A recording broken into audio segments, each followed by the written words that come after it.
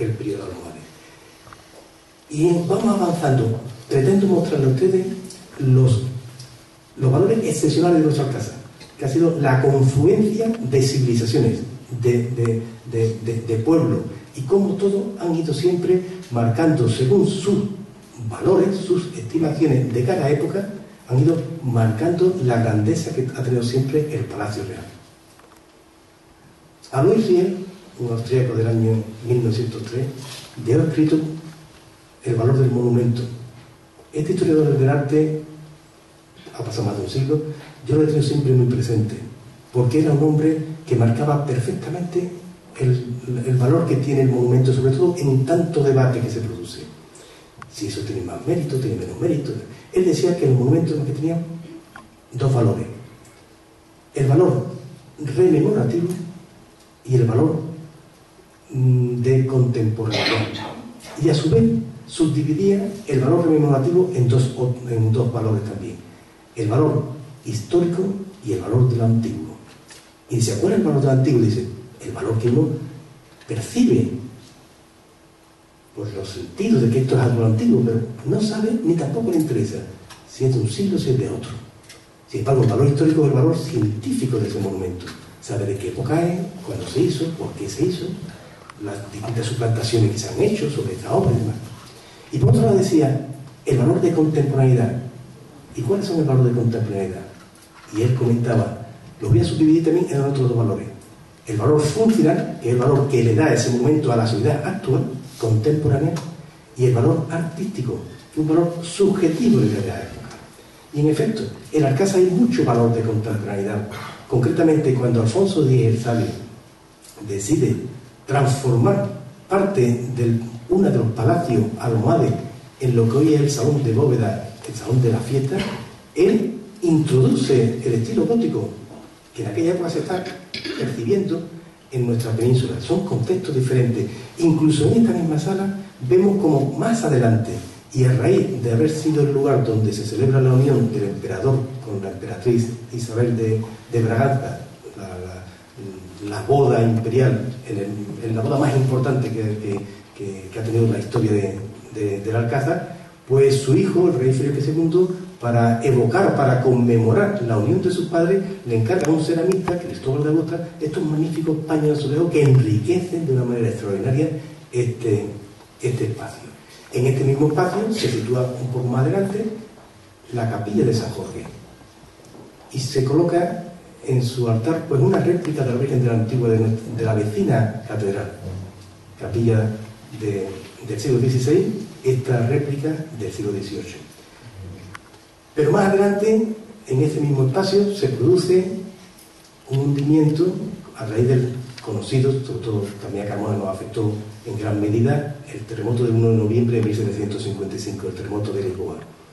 Y entonces se decide, a instancia del rey Carlos III, a reconstruir esa sala gótica que se había hundido. Se le encarga el diseño a un ingeniero, el ingeniero Sebastián Van der Bos, que acaba de hacer la fábrica de tabaco, la sede de nuestra universidad, en la época de los ingenieros, que estaba más en moda, en boga. Y este hombre, pues con la honestidad que le caracterizó, reconstruyó el espacio, pero no el estilo. Aquí apreciamos los arcos fajones, lo mismo que tenemos en la sede de la universidad, la sede central.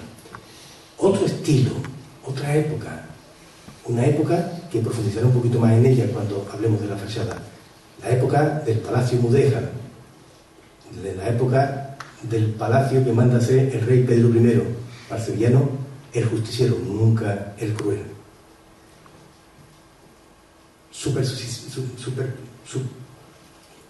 Acrecentamiento de ese palacio en las plantas altas que se producen justamente en una época que hoy le llamaríamos falsificación, la misma que se genera a raíz del planteamiento que hace Viollet le di sobre la unidad estilística, cuando dice que cualquier técnico de monumento, cuando va a restaurar, ha de continuar con el estilo para el cual fue concebido.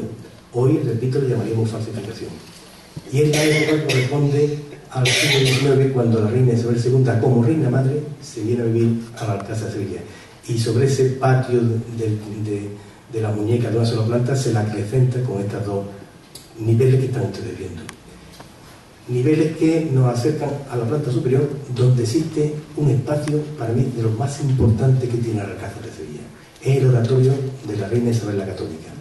Importante por su espacio, importante por su sentido y, como no, importante por la técnica de Cristóbal de Augusta, perdón, de Francisco Nicoloso Pisano. Es la primera expresión que existe en azulejería de superficie lisa, donde se mezclan los distintos colores. Hasta entonces la cerámica no se podía producir con distintos colores, puesto que se mezclaban los óxidos en el horno.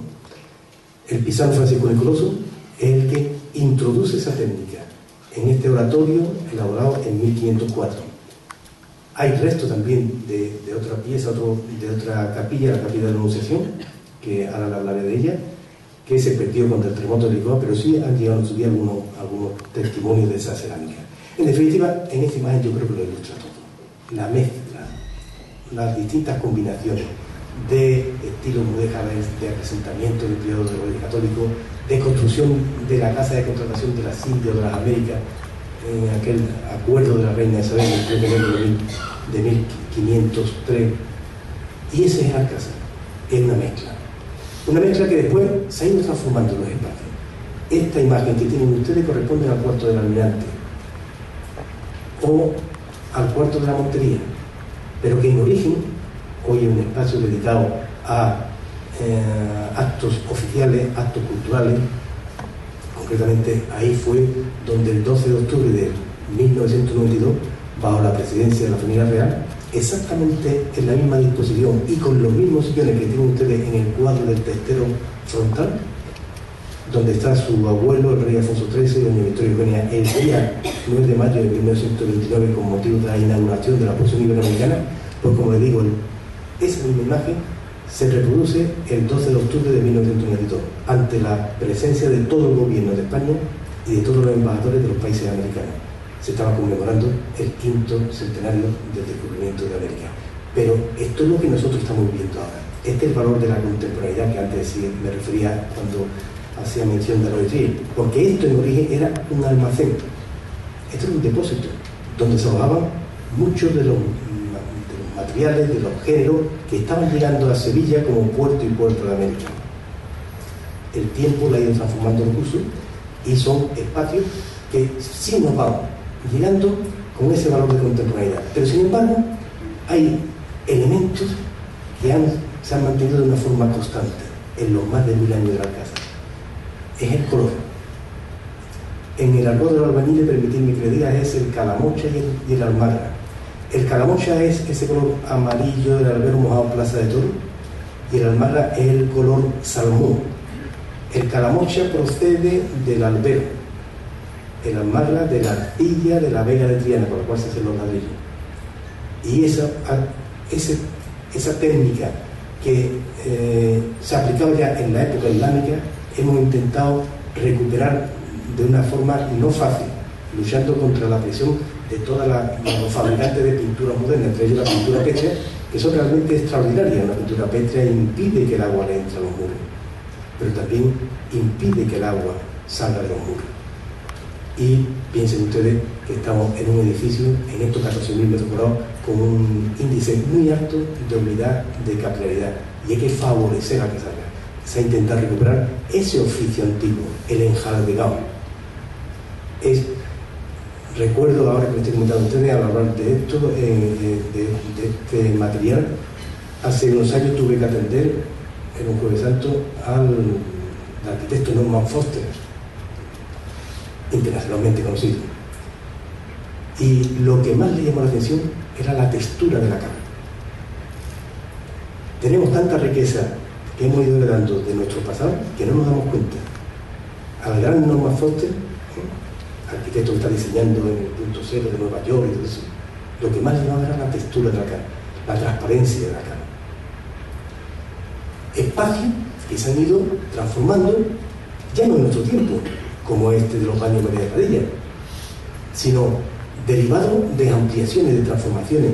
Esto es subterráneo, este sótano que nos ofrece hoy esta imagen. En origen esto era un jardín almohade,